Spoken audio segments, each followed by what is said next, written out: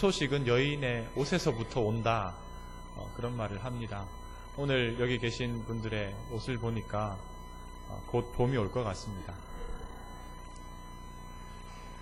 여러분, 옷을 왜 입는지 한번 생각해 보셨습니까? 늘 입는 옷이지만 옷을 왜 입느냐 한번 생각해 보셨습니까? 네, 겨울이 얼마 지나지 않아서 아마 그런 것 같습니다. 우리의 몸을 보호하기 위해서 옷을 입습니다. 겨울에 따뜻한 옷이 없다라고 생각하면 얼마나 고통스럽습니까? 또 옷이 없으면 추워서 목숨을 잃을 수도 있는 문제입니다. 그래서 율법에서도 어떤 사람이 돈이 없어서 돈을 꾸어 갔는데 갚지 않을 때 그 사람이 가서 저당물을 잡을 수 있습니다. 그런데 겉옷을 이 저당물로 잡을 수가 있습니다. 저당 잡을 수 있는데 그 겉옷을 돈을 갚을 때까지 가지고 있는 것이 아니라 저녁이 되면 돌려주어라, 그렇게 얘기합니다. 왜냐하면 가난한 사람에게는 겉옷이 한 벌밖에 없어요. 그런데 그 나라는 일교차가 엄청 심합니다. 저녁이 되면 추워요. 그 겉옷이 없으면 그 사람은 얼어 죽을 수도 있습니다. 그래서 그 겉옷을 저녁이 되면 돌려주어라, 그렇게 성경에서 율법에서 말하고 있습니다. 가난한 사람의 딱 한 벌뿐인 겉옷은 생명과 관련이 있습니다. 옷은 그 사람의 지위를 나타내기 위해서 입기도 합니다. 예수님은 이렇게 말씀하셨습니다. 부드러운 옷을 입은 사람을 찾느냐? 그 사람은 왕궁에 있다. 그렇게 하셨습니다. 그래서 특정한 사람이 입는 옷이 따로 있다는 것을 말씀하셨습니다. 옛날에는 옷의 색깔에도 지위가 있었습니다. 지금은 아무 색이나 다 입을 수 있지만 옛날에는 색을 그 지위가 되어서 입을 수 있는 색깔이 있었습니다. 다니엘서에 보면 벨사살 왕이 잔치를 하고 있는데 벽에 손가락이 나타나서 글씨를 막 썼습니다. 그 글씨를 해석하고 그 뜻을 풀이할 사람이 없어서 벨사살 왕은 이렇게 명령합니다. 누구를 막론하고 이 글자를 읽고 그 해석을 내게 보이면 자주색 옷을 입히고 금사슬을 그의 목에 걸어주리니 그를 나라의 셋째 통치자로 삼으리라. 거기서 자주색 옷을 보상으로 줍니다. 그것은 자주색 옷은 아무나 입을 수 없는 옷이다. 왕이나 고위 관리들, 특정한 신분에 있는 사람들만 입을 수 있는 옷이다 라는 그런 뜻입니다. 여기에서 또 옷으로 자기 자신을 드러낼 수 있습니다. 예수님은 서기관과 바리새인들을 꾸짖으면서 이렇게 말씀하셨습니다. 그들의 모든 행위를 사람에게 보이고자 하나니 곧 그 경문 띠를 넓게 하며 옷수를 길게 하고, 이렇게 되어 있습니다. 남들과 다르다는 것을 자기를 드러내기 위해서 원래 짧아야 되는데 옷수를 길게 해서 남들과 다르다, 나는 남들과 다른 사람이다 라는 것을 자기를 드러내는 목적으로 사용했다라고 성경에서는 말하고 있습니다. 요즘도 비싼 옷은 자기를 드러내려는 목적으로 많이 입는 경우가 있습니다. 윙크코트나 이런 거 있잖아요. 추워서 입는다기보다는 약간은 과시하기 위해서 입는 경우도 있는 것 같습니다. 또 옷은 몸을 가리기 위해서 입습니다. 이것은 문화적인 측면이 강합니다. 아프리카의 어떤 이 부족들은 옷을 안 입는답니다. 안 입고 단지 허리에 띠를 하나 두른답니다.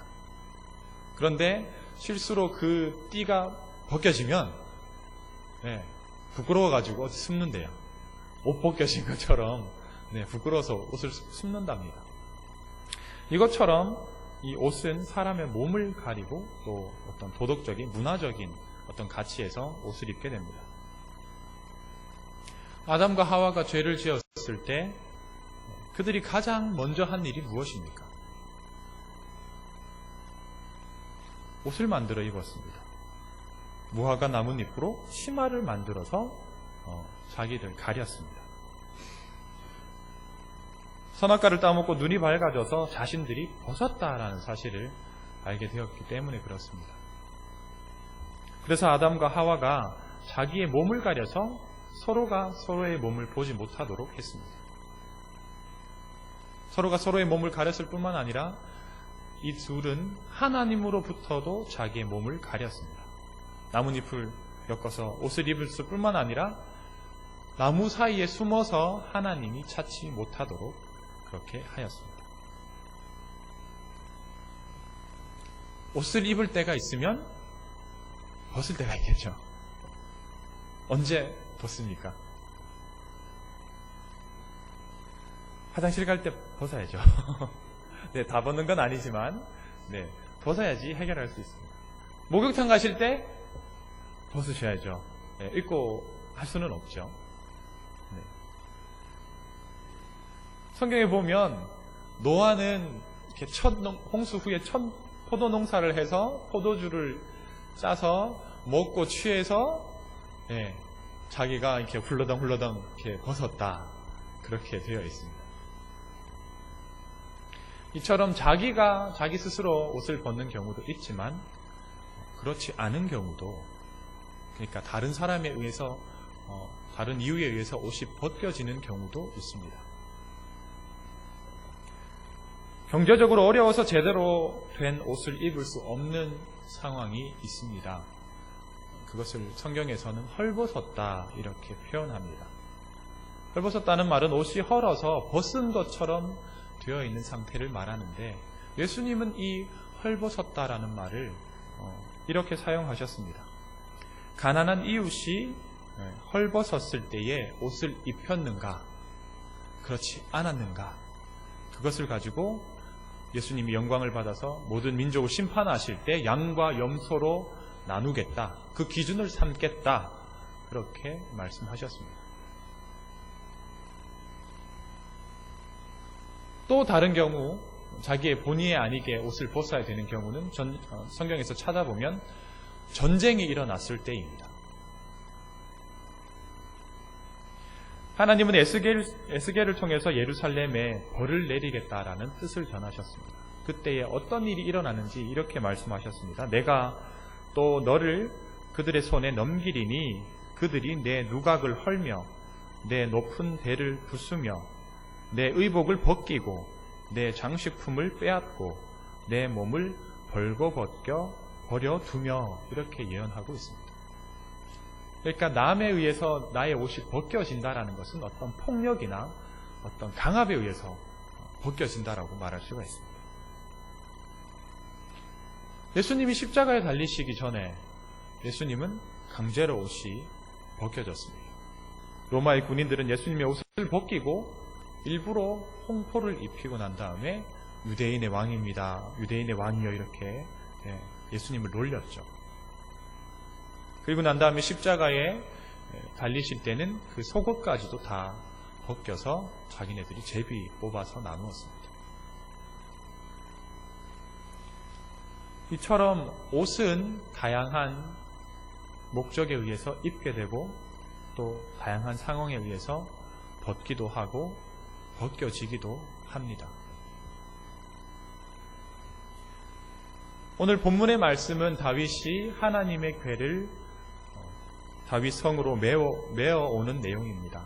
다윗이 어떻게 이 궤를 맞아 드리는지 짧은 영상을 한번 보도록 하겠습니다.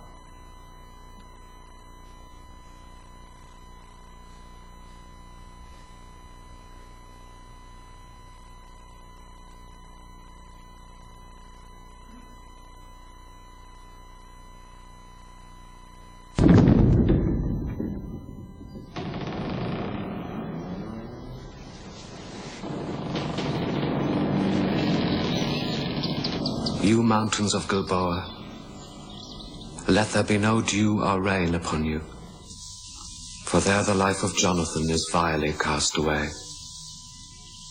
From the blood of the slain the bow of Jonathan held not back, and the sword of Saul returned not empty. In life and in their death they were not divided.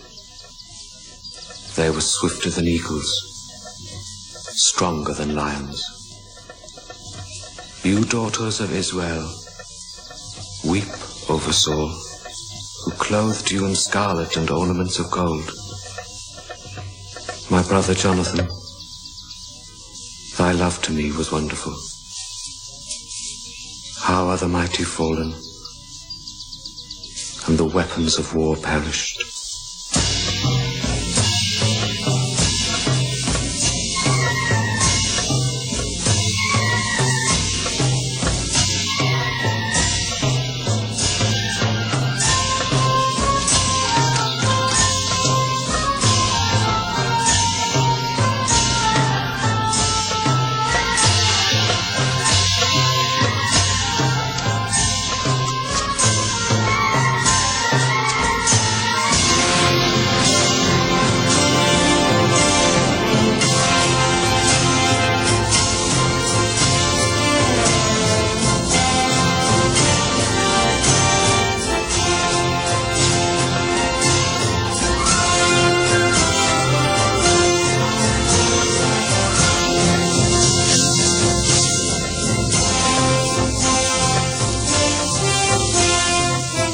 This is the word of the Lord of hosts.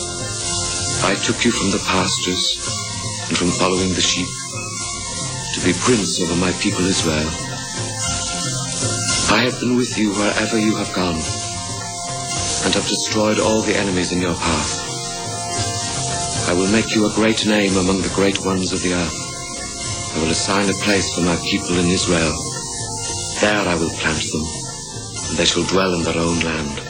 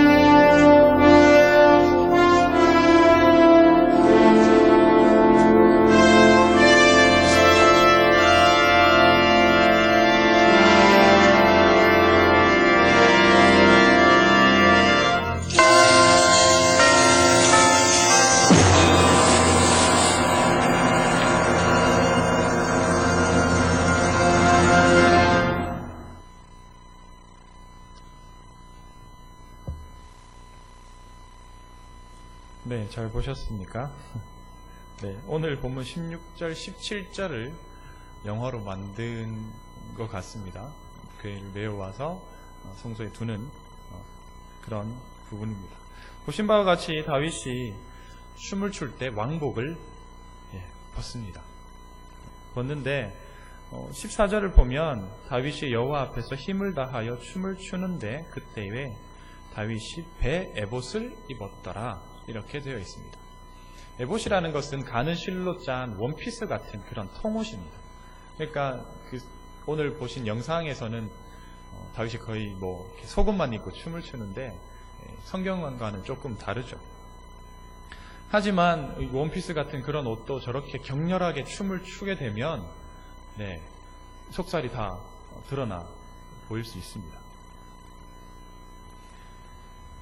여러분, 다윗의 왕복, 다윗이 입은 그 왕의 옷에는 어떤 기능이 있을까요? 앞에서 말씀드린 것처럼 몸을 보호하고 지위를 나타내고 자기를 드러내고 또 수치를 가리는 모든 기능을 다 하고 있습니다. 그 중에서도 왕복이기 때문에 지위를 나타내는 그 기능이 강한 옷이겠죠. 그런데 그는 하나님 앞에서 그 왕복을 벗었습니다. 20절을 같이 한번 읽어보겠습니다. 네, 6장 20절입니다.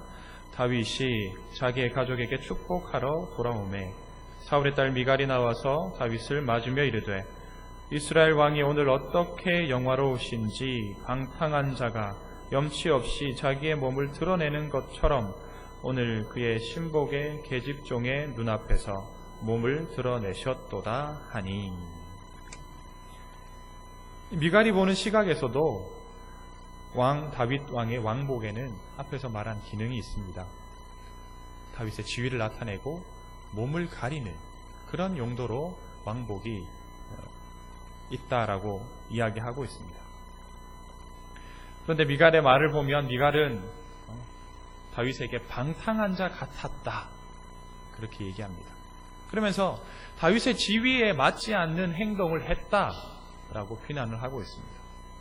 또 신복의 계집종의 눈앞에서 왕의 몸을 드러냈다라는 그런 말을 하면서 자기 몸도 가리지 않는 이 문화적인 열등함이 있다. 그렇게 다윗 왕을 비난하고 있습니다. 여러분,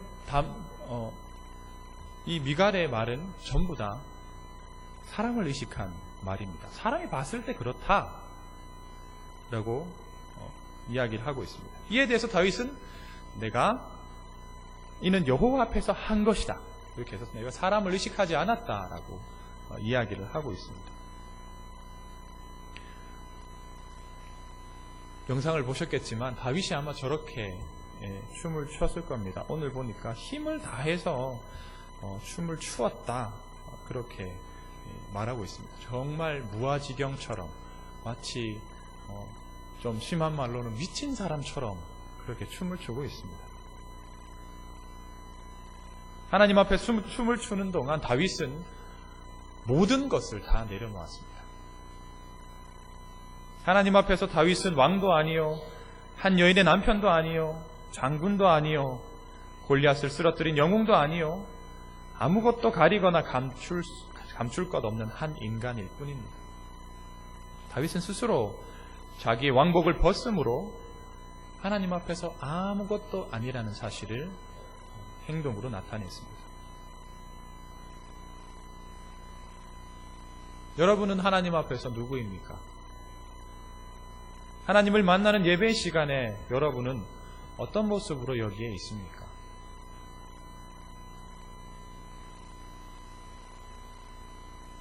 다윗은 왕이면서도 하나님 앞에서 부끄러움도 모르고 춤을 추는데 미갈은 왕비라는 자기의 신분을 벗지 않습니다. 신복의 계집종까지 나와서 하나님의 궤를 옮기는 행사에 참여하고 있는데 미갈은 다윗성에서 창문으로 그 행렬을 바라보고 있습니다.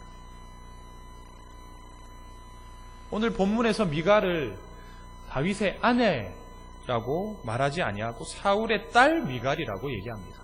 3번이나 똑같은 표현으로 미갈을 설명하고 있습니다. 사울은 하나님으로부터 버림받은 왕으로서 사울의 딸이라는 말은 은연중에 미갈이 하나님과 관계가 없다라고 표현하고 있습니다. 행사에 참석하지 않고 자기 방에서 멀찍이 바라보는 행동과 잘 맞는 호칭입니다. 본문은 은연중에 다윗과 미갈의 행동을 비교하고 있습니다. 적극적으로 참여하는 사람, 뒤에 빠져서 그냥 바라보는 사람. 이 두 사람의 모습은 예배를 드리는 우리의 모습이기도 합니다. 어떤 때는 참여하지만 또 어떤 때는 방관자가 됩니다. 우리는 옷뿐만이 아니라 직업, 돈, 학력, 사회적 지위, 교회에서의 직분, 마음의 상처, 자기의 생각과 고집, 감정 등 여러 가지 것들로 우리의 실체를 감싸고 가리고 있습니다. 그리고 그것이 우리의 실체인 양 착각하고 있습니다. 그러나 하나님 앞에서 우리는 사장도 직원도 아니요, 부자도 가난한 사람도 아니요, 남편과 아내, 아버지, 어머니도 아니요. 누구의 아들, 딸도 피해자나 가해자도 아닙니다. 오직 우리는 하나님 앞에서 창조 때에 벌거벗은 아담과 하와 같이 아무것도 가리거나 감출 것 없는 한 인간일 뿐입니다. 하나님 앞에서 모든 것을 내려놓고 드러낼 때 진정한 안식을 할 수 있습니다. 안식일에 제일 중요한 것이 쉬는 것입니다. 출애굽기 20장 9절에서 11절을 한번 찾아보겠습니다. 출애굽기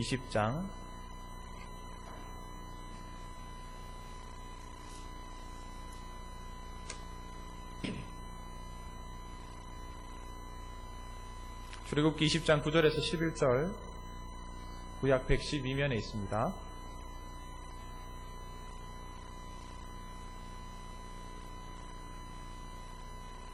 출애굽기 20장 9절에서 11절 찾으셨으면 다 같이 읽겠습니다.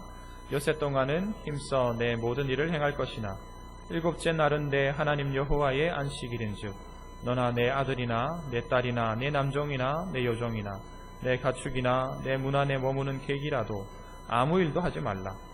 이는 엿새 동안에 나 여호와가 하늘과 땅과 바다와 그 가운데 모든 것을 만들고 일곱째 날에 쉬었습니다. 그러므로 나 여호와가 안식일을 복되게 하여 그날을 거룩하게 하였느니라. 아멘. 물론 우리가 지키는 주일에는 안식일의 뜻과 예수님의 부활을 기념한다는 뜻이 섞여 있습니다. 하지만 예배 시간만큼은 우리에게 쉼이 있어야 합니다. 밤에 잠을 자면서 우리 육체는 쉬는데 일하면서 입었던 불편한 옷을 입고 자지는 않습니다. 편안한 옷을 입죠. 잠옷을 입든지 이렇게 간단한 얇은 옷을 입든지 그렇게 입습니다. 마찬가지로 영과 육의 쉼을 얻는 주일에 우리를 포장하고 있던 모든 것은 하나님 앞에서 벗어져야 합니다. 특히 예배 시간에는 그렇습니다. 예배 시간만큼은 하나님 앞에서 직업, 직분, 지위, 걱정, 계획, 생각, 상처, 감정 등 모든 것들을 내려놓으십시오. 왜 그래야 합니까?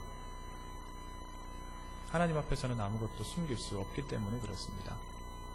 아무 것으로도 우리를 포장할 수 없기 때문에 그렇습니다. 우리가 아무리 속이려 해도 하나님은 우리 모두의 중심을 알고 계십니다. 착한 척, 선한 척, 거룩한 척 하는 우리의 행동, 표정, 말 뒤에 감춰져 있는 속마음을 하나님은 아십니다. 그러니 예배 시간에 남들에게 보이려고 하는 모든 가식적인 행동은 의미가 없게 됩니다. 모든 것을 내려놓음으로 우리는 우리의 실체를 볼 수 있습니다. 남들이 입혀준 감투, 자기가 자신에게 입혔던 모든 허세를 벗어야 내가 누구인가를 볼 수 있습니다. 이와 관련된 예수님의 예화가 있습니다. 두 사람이 성전에 기도하러 갔습니다. 한 사람은 바리새인이고 한 사람은 서기관이요. 바리새인은 올라가서 사람들과 섞이지 않고 따로 서서 이렇게 기도합니다. 오 하나님 감사합니다. 저는 다른 사람들과는 달리 욕심이 많거나 부정직하거나 음탕하지 않을 뿐더러 세리와 같은 사람이 아닙니다. 저는 일주일에 2번이나 금식하고 모든 수입의 10분의 1을 바칩니다. 반면에 세리는 멀리 서서 감히 눈을 들어 하늘을 쳐다보지 못하고 다만 가슴을 치며 말합니다.